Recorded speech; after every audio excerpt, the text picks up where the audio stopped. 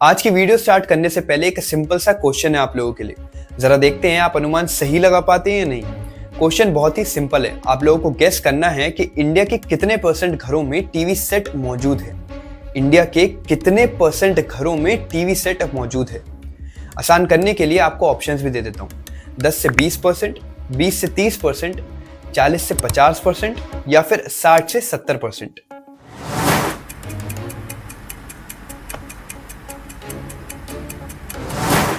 अब तक आपने अपना आंसर अपने दिमाग में सोच लिया होगा। इसका आंसर है 60 से 70%। इंडिया के 66% घरों में टीवी सेट मौजूद है आज की डेट में, यानी कि लगभग 22 करोड़ घरों में टीवी सेट मौजूद है इंडिया में आज की डेट में। ये रिपोर्ट जब मैंने पहली बार पढ़ी तो मुझे बहुत ज्यादा शॉकिंग लगी, क्योंकि UN food and agricultural organization FAO के हिसाब से 22 करोड़ लोग ही अंडर नरिश्ड हैं इंडिया में। यानी कि 22 करोड़ लोगों के पास पेट भर खाना भी नहीं है, उसके बावजूद भी 22 करोड़ टीवी सेट है इंडिया में।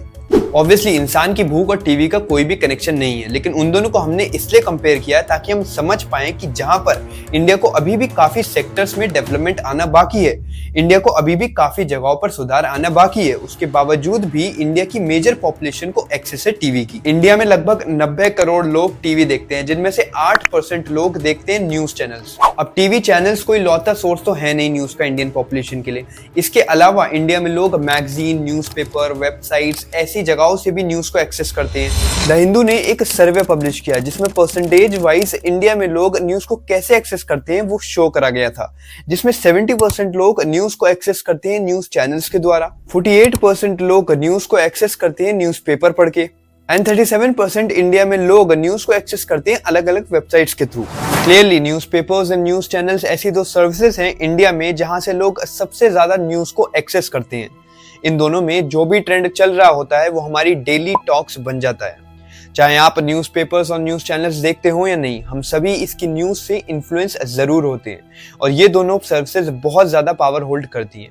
अब just to take as an example, Fab नाम की एक कंपनी का हेडक्वार्टर्स है दिल्ली में, उसकी बिल्डिंग को आग लग चुकी है और ये न्यूज़पेपर्स और न्यूज चैनल्स में ट्रेंड कर रही है। सिर्फ इस न्यूज से फैब कंपनी के काफी ज्यादा शेयर बिकने शुरू हो जाएंगे और इससे इस कंपनी को भारी नुकसान भी हो सकता है। ये जस्ट एक एग्जाम्पल था ये शो करने के लिए कि न्यूज़पेपर्स एंड न्यूज चैनल्स कितनी बड़ी पावर होल्ड करते हैं। ये जो भी कुछ दिखाते या लिखते हैं उसे हम सब सच मान लेते हैं। अब कोई भी इंडिविजुअल इनकी न्यूज को जाके चेक तो नहीं करेगा कि ये सच है कि नहीं, हम बस इसको मान लेते हैं। और ये दोनों सर्विसेज इतनी बड़ी पावर होल्ड करती हैं कि किसी कंट्री का ओपिनियन भी चेंज कर सकती है।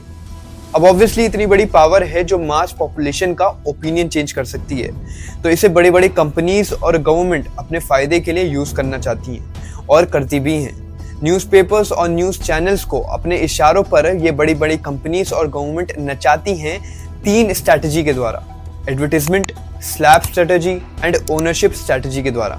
तो आज हम डिस्कस करेंगे इन 3 स्ट्रैटेजी को 1 बाय 1 और जानेंगे कैसे इंडियन मीडिया के जर्नलिस्ट और एंकर्स तो बस एक छोटा सा प्यादा है एक बड़े गेम के, और कैसे इंडियन मीडिया को अपने उंगलियों पर नचाती हैं ये बड़ी बड़ी कंपनीज और गवर्नमेंट। कैसे इंडियन मीडिया बस एक कठपुतली बन चुकी है इन बड़े बड़े दिग्गज खिलाड़ियों की, और क्यों चाह कर भी इंडियन मीडिया सच नहीं बोल पाती है। जानेंगे full back story Indian media की। मोदी कभी देश नहीं झुकने देंगे। आज भारत को मोदी की सबसे ज्यादा जरूरत। मोदी है तो सुरक्षित भारत मुमकिन है। दुनिया में जंग, भारत सुरक्षित सिर्फ मोदी के संग। उस टाइम पे क्या हुआ था पता है आपको?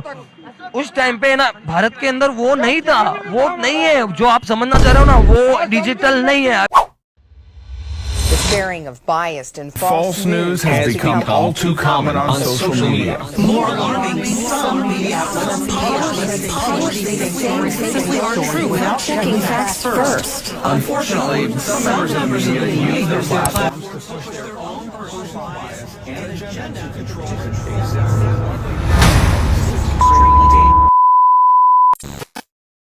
तो पूरा गेम समझने के लिए हमें सबसे पहले ये जानना जरूरी है कि न्यूज़पेपर्स और न्यूज चैनल्स की कमाई कहां से होती है। और अगर आपको ये लगता है कि न्यूज़पेपर्स जो 5 रुपए के बिकते हैं और दूसरी तरफ न्यूज चैनल्स जो 1 रुपए से भी कम में सब्सक्राइब करे जाते हैं पूरे मंथ के लिए, उनसे इनकी कमाई होती है, तो आप बहुत गलत हैं।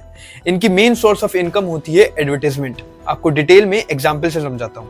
अब टाइम्स ऑफ इंडिया का एग्जाम्पल ले लेते हैं जो इंडिया का सबसे बड़ा न्यूज़पेपर है। ये 5 रुपए में बिकता है। जिसमें से 2 रुपए खर्च हो जाते हैं डिस्ट्रीब्यूशन एंड ट्रांसपोर्ट के, यानी कि लोगों तक पहुंचाने में इसको 2 रुपए खर्च हो जाते हैं। इस न्यूज़पेपर में 48 पेजेस होते हैं और एक पेज को प्रिंट करने की कॉस्ट आती है 0.25। उस हिसाब से 12 रुपए तो प्रिंट में खर्च हो जाते हैं और 3 रुपए खर्च हो जाते हैं न्यूज एजेंसीज से न्यूज लेने में। अगर आपको नहीं पता न्यूज एजेंसीज क्या होती हैं तो मैं जल्दी से आपको क्लियर कर दूं। न्यूज एजेंसीज और न्यूज चैनल्स दोनों अलग अलग चीजें होती हैं। न्यूज एजेंसीज बहुत बड़े लेवल पर काम करती है। इसके रिपोर्टर्स पूरे वर्ल्ड में हर जगह मौजूद होते हैं जो हर सिचुएशन के बारे में जल्दी से जल्दी रिपोर्ट करते हैं और अपनी न्यूज को बेचते हैं न्यूज़पेपर्स एंड न्यूज चैनल्स को। अब वापस आते हैं टाइम्स ऑफ इंडिया के एग्जाम्पल पर। अब आप लोग ये सोच रहे होंगे ये न्यूज़पेपर जो टाइम्स ऑफ इंडिया को 17 रुपए का पड़ता है वो 5 रुपए का क्यों बेच रहा है। अब ऐसा तो है नहीं, टाइम्स ऑफ इंडिया लॉस में बेचता होगा। तो बाकी के जो पैसे होते हैं वो मैं आपको बता दूं टाइम्स ऑफ इंडिया एडवर्टाइजमेंट से कंप्लीट करता है। दूसरी तरफ न्यूज चैनल्स तो और भी ज्यादा डिपेंडेंट होते हैं एडवर्टाइजमेंट पर, यानी कि सिंपल भाषा में समझें तो न्यूज़पेपर और न्यूज चैनल्स की इतनी कमाई नहीं होती है और वो बहुत ज्यादा डिपेंडेंट होते हैं एडवर्टाइजमेंट के पैसों पर। अगर ऐड ना मिले तो न्यूज़पेपर और न्यूज चैनल्स एग्जिस्ट ही नहीं कर सकते और उन्हें सबसे ज्यादा ऐड मिलते हैं गवर्नमेंट से। कंफ्यूज मत होइएगा, यहाँ पे मैं गवर्नमेंट की बात कर रहा हूँ, ना कि किसी पार्टी की। गवर्नमेंट की ऐसी हजारों स्कीम्स होती हैं, डिपार्टमेंट्स होते हैं, ऐसी हजारों जॉब्स होती हैं, प्रोजेक्ट्स होते हैं जो लोगों तक पहुंचाना जरूरी होता है गवर्नमेंट को, और गवर्नमेंट वो पहुंचाती है लोगों तक एडवर्टाइजमेंट के थ्रू। यानी कि गवर्नमेंट के एड सबसे बड़े कस्टमर हैं न्यूज़पेपर्स के और न्यूज चैनल्स के। अब आपको government, newspapers and news channels के बीच में क्या कनेक्शन होता है थोड़ा समझ में आने लगा होगा। ऐसे में जो भी पार्टी पावर में होती है उसके खिलाफ में बोलना न्यूज़पेपर्स एंड न्यूज चैनल्स को थोड़ा भारी जरूर पड़ सकता है। एग्जाम्पल में समझाता हूँ। 2019 के इलेक्शन से पहले कुछ न्यूज़पेपर्स जैसे the Times of India, the Hindu, Economic Times, the Telegraph and Ananda Bazar Patrika, इन्होंने नेगेटिव रिपोर्टिंग शुरू कर दी थी government as well as prime minister Narendra Modi के अगेंस्ट। अब 2019 में जब बीजेपी इलेक्शंस जीत के आई तो इन न्यूज़पेपर के गवर्नमेंट एडवर्टाइजमेंट बंद कर दिए गए थे। अब आप ऐसा मत सोचना कि बीजेपी अकेली ऐसी पार्टी है जो करती आई है। सभी पार्टीज उन्हीं मीडिया को ऐड देना प्रेफर करती हैं जो उनकी चापलूसी करते हैं, उनके सॉफ्ट में बोलते हैं एंड उनका सपोर्ट करते हैं। एग्जाम्पल लेते हैं कांग्रेस का। सिर्फ 2010 से 2014 तक जब कांग्रेस पार्टी पावर में थी, सिर्फ 37 मंथ में 1318 करोड़ खर्च करे गए थे प्रिंट मीडिया के ऊपर, 729 करोड़ खर्च करे गए थे टीवी के ऊपर, और ज्यादातर एड्स उन मीडियाज को मिले जो कांग्रेस के लिए सॉफ्ट बोला करते थे। अब आपको समझ में आ रहा होगा क्यों मीडिया के लिए मुश्किल होता है गवर्नमेंट के अगेंस्ट बोलना और क्यों मीडिया को जबरदस्ती चापलूसी करनी पड़ती है उस पार्टी की जो पावर में रहती है। इसके बावजूद भी कुछ जर्नलिस्ट और मीडिया हाउसेस अगेंस्ट बोलते हैं गवर्नमेंट के, तो उन्हें कंट्रोल करा जाता है सेकंड स्ट्रैटेजी से, जिसका नाम है SLAPP strategy, strategic law suit against public participation. ये स्ट्रैटेजी यूज करी जाती है गवर्नमेंट्स एंड बड़े बड़े बिजनेसमैन के द्वारा उन जर्नलिस्ट एंड मीडिया हाउसेस के लिए जो उनके अगेंस्ट में बोलते हैं। इन जर्नलिस्ट एंड मीडियाज के ऊपर अलग अलग जगहों से डिफेमेशन के केसेस फाइल करे जाते हैं और वो तब तक फाइल करे जाते हैं जब तक वो लिखना नहीं बंद कर देते। ऑब्वियसली किसी भी आदमी के ऊपर अगर केस फाइल होगा तो उन्हें हाजिरी के लिए जाना पड़ेगा एंड ये केस फाइल करे जाते हैं जानबूझकर उनके रहने वाली जगहों से दूर दूर, ताकि उनके ट्रैवलिंग में पैसे खर्च हों और वो इवेंचुअली हार मान जाएं। इस स्ट्रैटेजी को कहते हैं स्लैप स्ट्रैटेजी। इसके एग्जाम्पल भी देता हूं। 2018 में अनिल अंबानी के ऊपर Financial Times, Bloomberg, the Economic Times, the Tribute, the Financial Express, the Week और एनडीटीवी बहुत ज्यादा नेगेटिव रिपोर्टिंग कर रहे थे इनके अगेंस्ट एंड अनिल अंबानी ने इन मीडियाज के ऊपर तब तक डिफेमेशन के केस किए जब तक इन्होंने लिखना बंद नहीं किया। ये तो सिर्फ एक एग्जाम्पल था स्लैप स्ट्रेटेजी का एंड आई होप आपको ये समझ में आ गया होगा। अब डिस्कस करते हैं हमारे लास्ट और थर्ड स्ट्रेटेजी को जिससे मीडिया को कंट्रोल करा जाता है। एंड अगर एडवर्टाइजमेंट एंड स्लैप स्ट्रेटेजी से भी मीडियाज बच जाते हैं तो उनको कंट्रोल करने का एक ही ऑप्शन बचता है, उन्हें पूरा का पूरा खरीद लेना। इसी वजह से आज की डेट में 1/3 से भी ज्यादा न्यूज चैनल्स ओन्ड करे जाते हैं पॉलिटिशियंस और बिजनेसमैन के द्वारा। इसका एक बहुत बड़ा एग्जाम्पल भी है जिससे आपको ये बिल्कुल क्लियर हो जाएगा। 2012 से पहले न्यूज 18 रिलायंस के बहुत अगेंस्ट बोलता था और ये ओन करता था CNBC TV 18, CNN, IBN, CNN आवाज, ऐसे बड़े बड़े वेबसाइट्स को। अब जब कोई ऑप्शन नहीं बचता है तो जनवरी 2012 को रिलायंस इंडस्ट्रीज इन्वेस्ट करती है 1700 करोड़ नेटवर्क 18 में एंड मई 2014 को लगभग 2 साल बाद रिलायंस पूरा का पूरा कंट्रोल कर लेता है नेटवर्क 18 को।